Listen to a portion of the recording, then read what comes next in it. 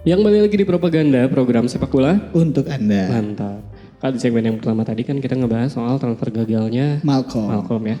Dan di segmen yang kedua ini kita bakal ngebahas soal transfer, kalau menurut saya aneh ya, Oke, transfer anehnya Kevin Prince Boateng ke Barcelona. Gitu. Jadi ceritanya Kak, pada awal musim 2018-2019 nih Barca ini ngerekrut Malcolm. Oke, yang tadi ya Yang cerita tadi itu ya. juga kan yang aneh juga. Berdos nilai 41 juta euro. Oke. Tujuannya ini jelas kan. Jadi si Malcolm ini diharapkan dia bisa menjadi pelapisnya Luis Suarez. Oke. Jadi Suarez waktu itu nggak tergantikan ya. Dan Suarez saat itu sebenarnya masih fit. Tapi kan masa depan siapa yang tahu ya kan. Oke. Siapa tahu Suarez bosan main bola gitu. Terus tiba-tiba jualan kain di Ciguandewa. Random sekali ya tiba-tiba Suarez jalan kain. Nah kayak yang kita ceritakan tadi si Malcolm ini tidak memenuhi ekspektasi. Tidak Bahkan ya memenuhi sampai Romanya aja beruntung gitu akhirnya gak jadi untung. Karena emang Malcolm ini tidak menjanjikan. Barcelona pun akhirnya berpikir ulang. Kayaknya kita harus nyari cadangan atau plan B lah Plan dari B, si ya. Malcolm ini. Mereka butuh striker dengan kriteria yang sulit sebenarnya. Sulit ya. Karena ya tadi bisa menjadi pelapis, menahan tekanan dan mencuri menit bermain seperti Luis Suarez. Jadi kan emang dia capaiannya mesti kayak Suarez yang mana waktu itu hebat Jago banget lah. ya, di Barca ya. Nah tapi Barca juga emang banyak maunya juga nih emang.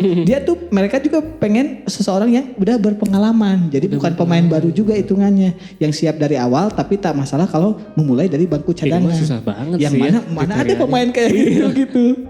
Nah spesifikasi Barca ini tuh emang susah banget ya. Betul. Selain yang tadi Alika bilang, Barca juga ingin pemain yang murah. Banyak maunya deh. Bang. Maunya.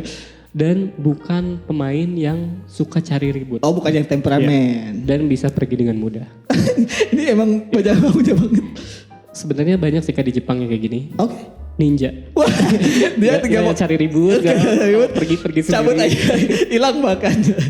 Tapi penulisnya Ninja Hattori meninggal. Oh iya Kemarin ya. Ini kan Ninja Hattori. Ninja Hattori. Doraemon. Ya banyak Doraemon sih. tuh Fujio. Fujio. Iya. Ada kalau 2. Hattori A ya. Iya Fujio.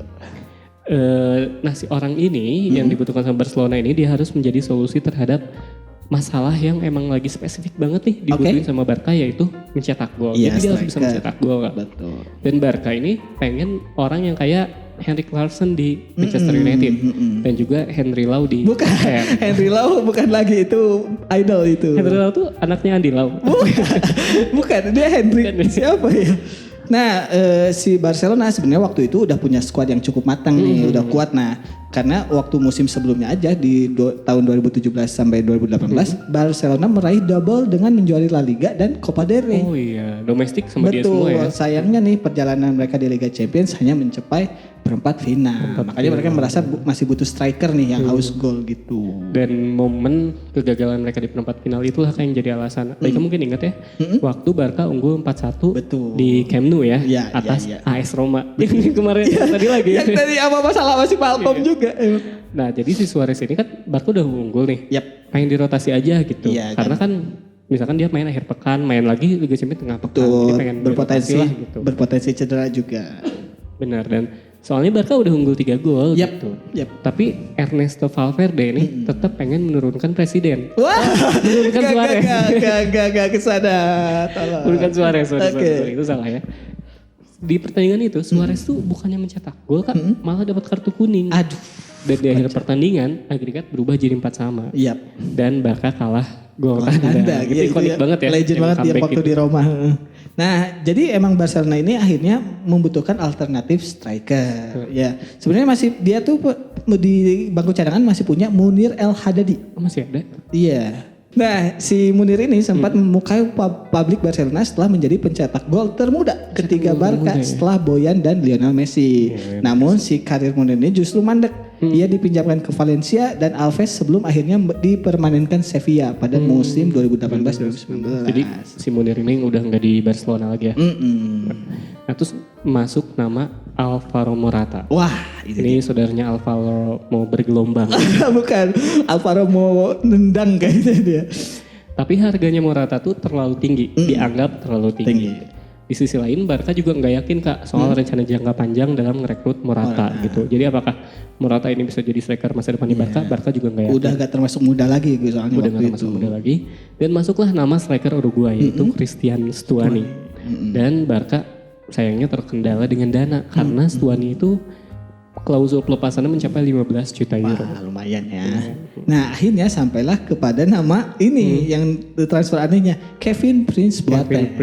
Ya, si publik ini sebenarnya bertanya-tanya karena ia tidak masuk kriteria yang tadi. Muda tidak, ya mungkin menjadi pelapis Suarez juga masih bisa dipertanyakan gitu. Nah si Boateng ini juga tidak masuk ke dalam daftar incaran atau gosip pertransferan. Justru Jadi masuk gosip ya. Gak ada kelihatan dia tuh bakal pindah gitu. Nah Boateng juga dipandang tidak menghadirkan prestis untuk Barcelona, gak akan menjual banget gitu namanya.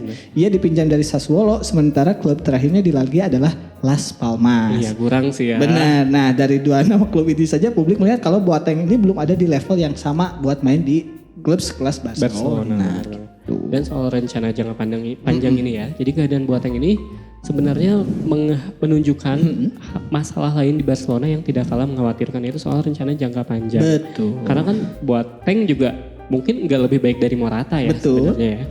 Nah Barca ini ya terkesan nggak punya rencana jangka panjang aja gitu Pak.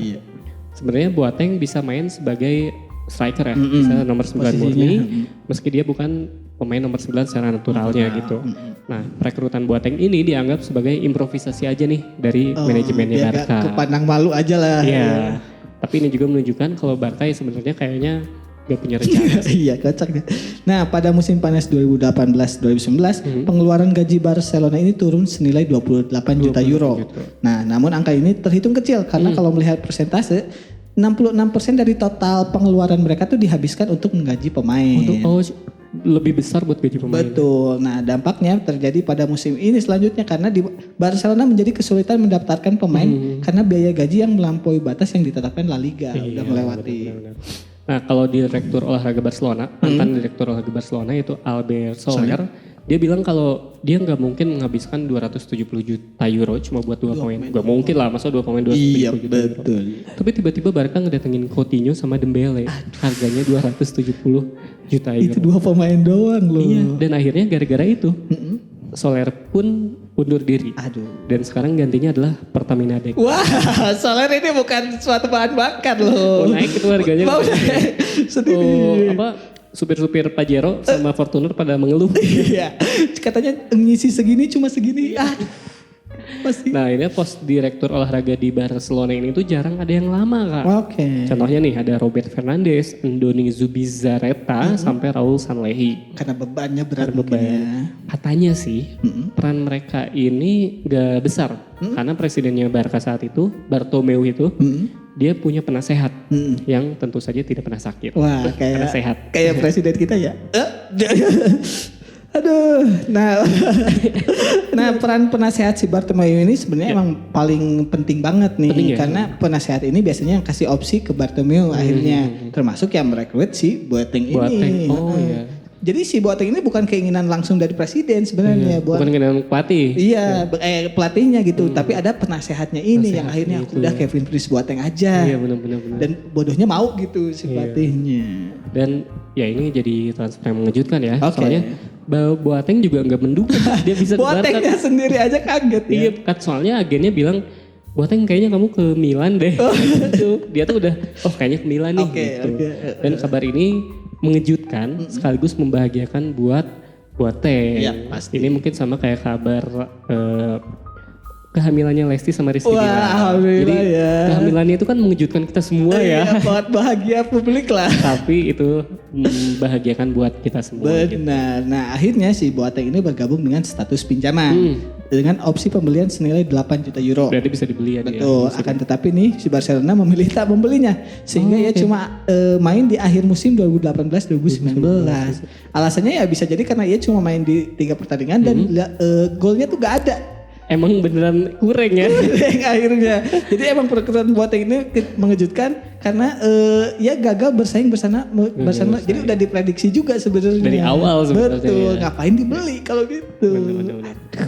Kalau kata Alika ya si Kevin Prince Boateng kira-kira siapa nama panggilannya Kak? Kevin Prince Boateng siapa nama panggilannya? Kevin dong. Kevin. Prince. Wah. Tiba-tiba jadi Paul Perrain. Aduh. Ya jangan kemana-mana, tetap di Propaganda, program sepak bola untuk Anda. mantap. Kenapa program sepak bola?